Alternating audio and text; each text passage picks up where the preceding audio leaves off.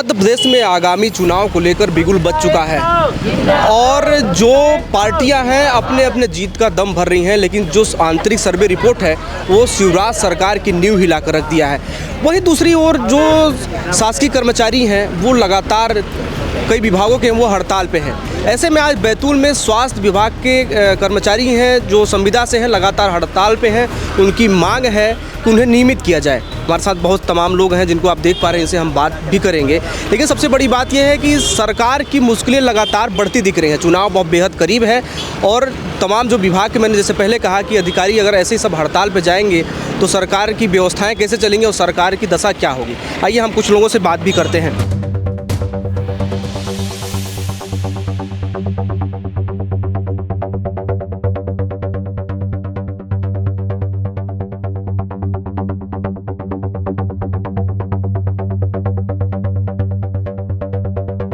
क्या नाम है आपका? मेरा नाम ममता बारंगे है। और इतनी धूप, चिलचिलाती धूप है, आप लोग यहाँ हड़ताल कर रही हैं। हड़ताल का हमारा ये उद्देश्य है, हमारी अनिश्चितकालीन भूख हड़ताल शुरू हुई है 18 तारीख आज से, क्योंकि इससे पहले हमारा 3 महीने पहले हड़ताल शुरू हुई थी। तो सरकार ने इसके खिलाफ 3 महीने बैठने के बावजूद भी कोई फैसला नहीं किया है। तो आज ये स्थिति आ गई है कि हम फिर से अनिश्चितकालीन भूख हड़ताल पे है।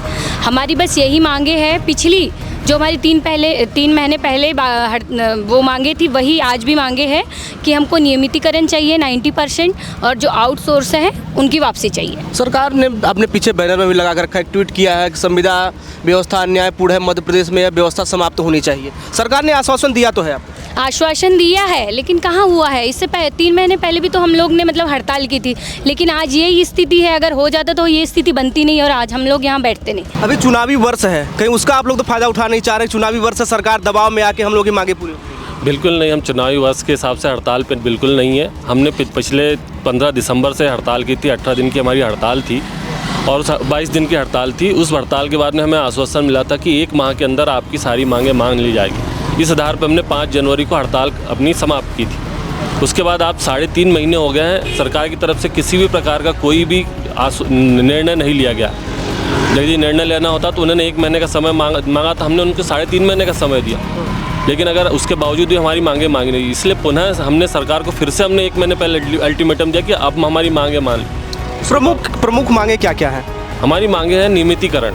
जो हमारे 32,000 कर्मचारी है उनकी नियमितीकरण किया जाए, जो कि करीब 14-15 सालों से ये लोग कार्य कर रहे हैं हम लोग, और नियमितीकरण किया जाए। दूसरी चीज़ की, जब तक नियमितीकरण की अगर मांग हमारी नहीं होती, अब तक आप हमें समान वेतन के 90% वेतन दिया जाए। और जो हमारे निष्कासित कर्मचारी है या आउटसोर्स है उनको NHM में वापस लिया जाए। ये प्रमुख मांग। अभी तो आपका ये धरना आज से शुरू हुआ है, लगभग ये मध्य प्रदेश में, पूरे मध्य प्रदेश में चल रहा है, लेकिन यहाँ पर कितने स्वास्थ्य कर्मचारी हैं आपके साथ जो इस धरने में शामिल हो रहे हैं? देखिए, बैतूल जिले के अंदर 10 ब्लॉक है, इसमें से 892 के लगभग हमारे कर्मचारी है, जिसमें सभी प्रकार के कैडर है, डॉक्टर से लेकर ANM से लेकर CHO से लेकर और जो कार्यक्रम के प्रबंधक है, वो सभी प्रकार के सभी कर्मचारी है। अलग अलग कैडर के इसमें करीब 17 अलग प्रकार के कैडर है और सभी प्रकार के कैडर इसके हड़ताल के अंदर शामिल है। कब तक ये आंदोलन चलने वाला है, भूख हड़ताल? ये भूख हड़ताल अनिश्चितकालीन है। जैसे सरकार, हम तो बैठना नहीं चाहते, सरकार कल अगर मांगे हमारी पूरी कर दे तो हम कल ख़त्म कर देंगे।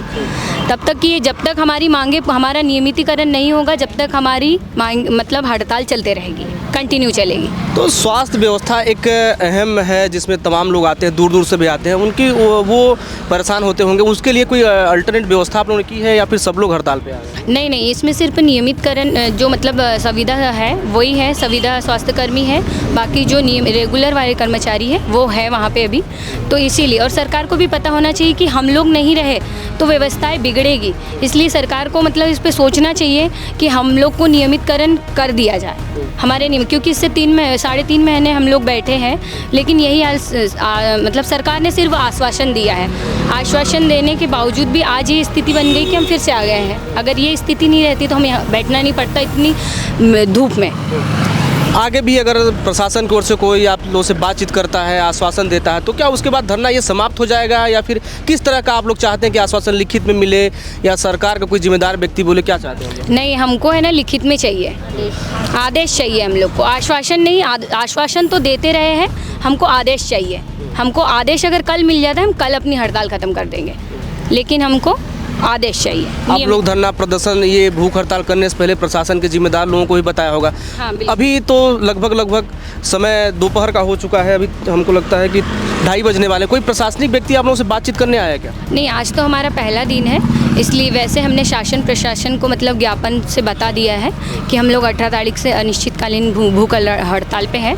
तो आज तो कोई नहीं, आज फर्स्ट डे है, इसलिए कोई भी नहीं आया है, लेकिन चलता रहेगा ऐसा ही जब तक हमारी मांगे पूरी नहीं होंगी। एक सवाल और आखिरी कर लेते हैं, सरकार को किसको बेहतर मानती है, कांग्रेस की वो 15 से 18 महीने की सरकार की, भाजपा की जो लगातार चलती है? देखो, हम लोग किसी की मतलब भाजपा और कांग्रेस की बात नहीं कर रहे। नहीं, जैसे हड़ताल पे आप लोग भूख हड़ताल कर रहे हैं, उसके हिसाब से मैं कहना पूछना चाहता हूँ। हमारे लिए तो अभी जो सरकार है वो हमारे लिए फैसला अच्छा कर दे, तो हमारे लिए मतलब हमारा नियमितकरण हो। हमें किसी से नहीं, या भाजपा रहे या कांग्रेस, बस हमारी मांगे पूरी होना चाहिए। हमको नियमितकरण चाहिए, हमको आदेश चाहिए।